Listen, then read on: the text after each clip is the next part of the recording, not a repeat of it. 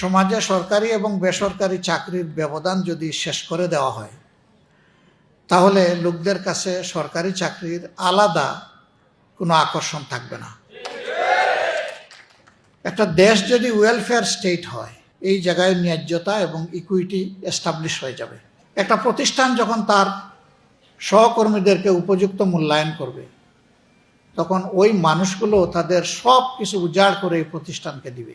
কিন্তু যদি ওই মানুষগুলো দেখে প্রতিষ্ঠানের ক্যাপাসিটি থাকা সত্ত্বেও তার ঘাম এবং রক্তের উপর দিয়ে ওনারা অর্থ এবং বিত্তের সিঁড়ি ইমারত তৈরি করছেন, কিন্তু তাদের পাওনাটা তাদেরকে দিচ্ছেন না, সে টাইম পাস করবে এবং যে সার্ভিসটা দিবে সেখানে ক্রিয়েটিভিটি থাকবে না। আর যদি সে ফিল করে যে না, তার প্রতিষ্ঠান তাকে সম্মানিত করছে, তাহলে তার ডিউটি আর শেষ হওয়ার পরেও সে চিন্তা করবে যে আমার ডিউটি শেষ হয়েছে কিনা, আমার আওয়ার শেষ হয়েছে কিন্তু ডিউটি কমপ্লিট কিনা। খুঁজে খুঁজে বের করে একদম সুন্দর ফিনিশিং দিয়ে সে যাবে।